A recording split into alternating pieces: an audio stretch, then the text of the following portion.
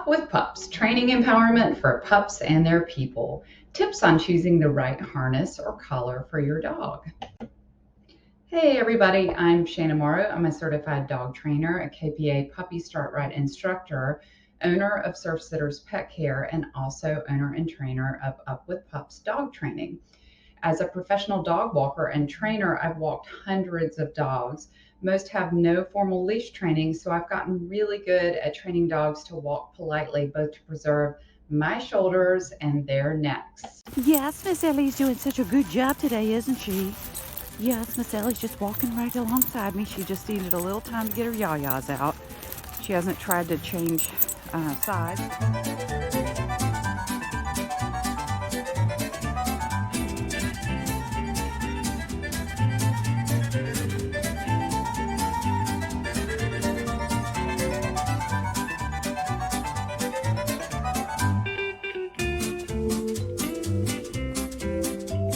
Proud of you, Rousey. What a major difference.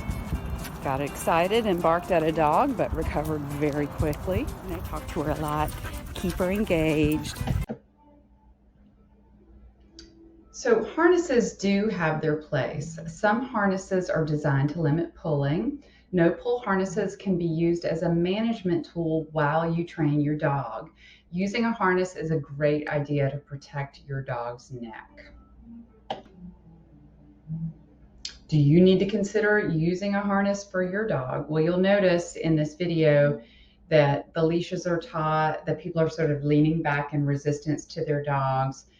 This is not good for enjoyment, and it's not good for the dogs, and it's not good for the people. So ask yourself, does your dog pull you like a sled? If so, let's try a harness. The bottom line, unless your dog does not strain at the end of the leash, you should choose a harness to protect your dog's neck, spine, trachea, thyroid, eyes, and brain from damage due to constricted airflow and pressure on the neck. Harnesses do not train dogs, people train dogs, and that's what this class is all about. Some harnesses may limit pulling and are useful while training. All harnesses and collars may cause injury to your dog if you do not teach your dog to walk on loose leash. Using a harness is the best option to prevent injury while your dog is learning loose leash manners. But picking out a harness can be daunting. Trust me, I've been through them all. And be warned, the first choice you make may not be the harness that ends up being the best fit for you and your dog. But it's going to be fun experimenting and seeing what your dog likes and what's comfortable for both of you. This information will make it easier to choose a great harness that meets your needs. And remember, training should be a fun activity for both of you to enjoy. So in this little video tutorial, we're going to look at front clip harnesses, back clip harnesses, double leash attachment harnesses, head halters, and collars. We will be considering comfort for the dog, pulling management, ease of putting on and taking off, and the pros and cons of each type. We're going to start with front clip. I use the front clip harness a lot, and you'll notice that the leash attaches at the chest instead of on the back. The way this works is it limits the pulling by redirecting the dog towards you or towards the person on the other end of the leash because it's attached at the chest. So when the dog lunges forward, automatically they're sort of redirected back to you, and you want them to be focusing on you. So this is a great tool.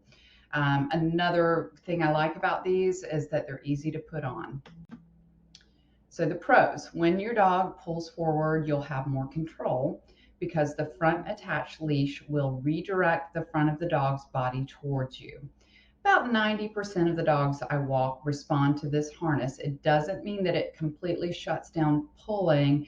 It just makes it more manageable. It lessens it. And for some dogs, it totally shuts it down. Very easy to put on. You slip over the head and then you buckle the strap behind the front legs. Because the attachment ring is at the chest, you can easily clip the leash to both harness and the ring on the collar for dogs who are escape artists.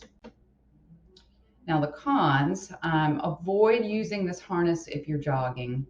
Injury to the dog's shoulders may occur if the dog is running. This is a walking harness. It does not limit pulling in some dogs. It's not a great choice for smaller dogs because it attaches at the chest so the leash droops down, making it hang low and potentially tangle in the dog's legs. If not fitted properly, it may be uncomfortable for your dog. Make sure the chest strap is not drooping. So you can see how well fitted it is up there in the picture. These harnesses do come with manuals that will help you learn how to put it on and adjust it properly. So there are a variety of different harnesses that have front clips. You'll see this is just a standard walking harness over here on the right, and that has a leash attachment at the back and the chest, but it's not really designed for front clip. It'll pull to the side as the dog pulls forward. The whole harness will just kind of like slide to the side, and that's uncomfortable for the dog, and it doesn't work very well. So if you're going to use a front clip harness, buy one like the Easy Walk or the Sensible that is designed for front leash attachment. Back clip harness. Now these are mostly what you're going to see at every pet store. You know, it's just a standard harness. There are tons of varieties and we can't go through all of them. But basically they're designed so that the leash attaches at the back of the dog. The pros, great for smaller dogs to prevent the leash from dragging or getting tangled between your dog's legs. Also works well for dogs who are loose leash trained. This is the best choice for jogging with your dog. The cons, many dogs are inclined to pull harder with a back clip harness. Most back clip harnesses encourage pulling. Which back clip harness should I try? Oh my gosh, there are so many. So, you know, it's going to be an experiment, but if you're looking for something to try, find one that's easy to put on. So one that slips over the head and buckles behind the front legs is going to be a good choice. Some of them just have so many straps and buckles, and you know, it's just like, what kind of a puzzle is this? So easy. Look for something that's easy. In addition, look for comfort. If your dog is short-haired, perhaps a harness with padded straps would be best. You can also consider the weight of the harness. So lightweight for a small dog and a heavier weight might be more appropriate for a stronger dog, a big puller. It also may make some nervous dogs feel more secure, similar to a Thundercoat. So definitely if your dog is a strong puller, choose a sturdy brand like, excuse me, like Calm. And always choose high quality materials to avoid breakage. The Freedom Harness. Now this is a great harness for a dog that's a strong puller or a reactive dog, a lunger, someone who gets overly excited when they see people, animals, skateboards, you know, things like that. So it is designed for maximum control and comfort for the handler and dog. So you'll notice that there's a leash attached to the back and to the front. Pros, maximum control, excellent for working with strong dogs or dogs prone to lunging and reactivity. You can transition from 2 leashes to 1 as skills progress. Cons, not recommended for walking more than 1 dog because obviously you're going to have extra leash to negotiate, and it's not a jogging harness. The head halter, the gentle leader. These are, you know, some people love them. Some people don't love them. A lot of dogs don't love them. But we're going to talk about them a little bit. Head halters come in several brands. The most commonly known is the Gentle Leader. There's another choice that has an additional safety strap that attaches to the dog's collar, which is a good thing. The pros, it does shut down pulling in most dogs. Maximum control for the handler. Now, the cons, some dogs hate these. Dogs have many nerve endings in their muzzles, so this is a very sensitive area. If you do use the gentle leader, be sure to slowly introduce it over time with treats to create a positive association. So that means, the first time that you're actually, you can do this with any harness. The first time you put it in, you've got a handful of treats. And as it goes, you put your hand here, the dog puts their muzzle through the loop, and the dog gets a bunch of treats. Then you take it off. You do that again, you take it off. Then maybe the dog is wearing the harness or the gentle leader around the house with no leash attached. Then eventually you're attaching the leash, and you're just doing this very slowly for little brief bits of time. Now, if you do all of this and your dog does not adjust and continues to roll around trying to paw it off, choose something else. And I've seen this. Even with proper introduction, this is just not a good fit for some dogs. And that's going to be the same with any harness or collar. So, that's why we have so many options, because dogs have different personalities and different likes and dislikes. If the dog continues to pull or lunge, injury can occur from the pressure of the head being jerked around. Be very careful with this option. Colors, yay! This is just a regular flat collar.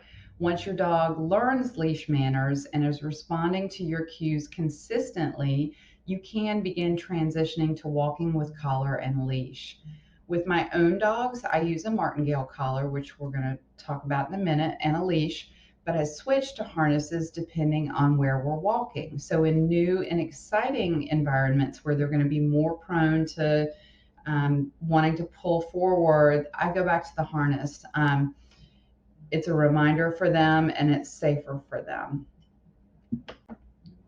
Now, safe option for escape artists. The Martingale collar is actually a good collar for most dogs, but if you have a dog that is prone to backing out of collar or harness, the Martingale might be a great option for training and general safety.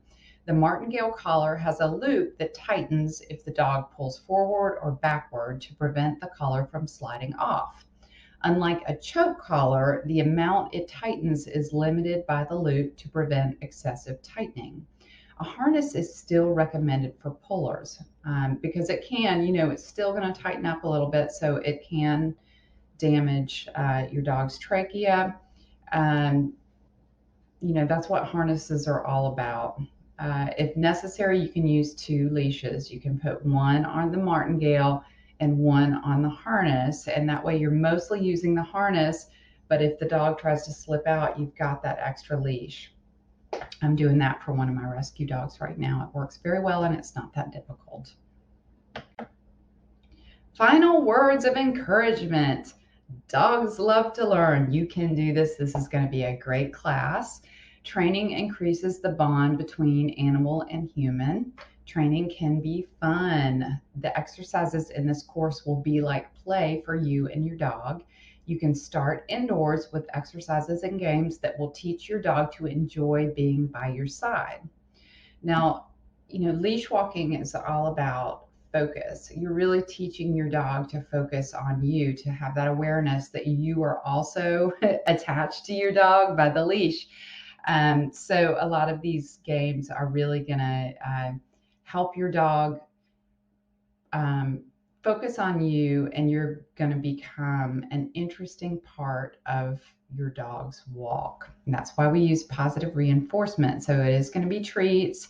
You can also, if you have a dog that is inspired by, squeaky toys, you could try that. But in general, you're just going to experiment lots of, praise and good boy and good girl.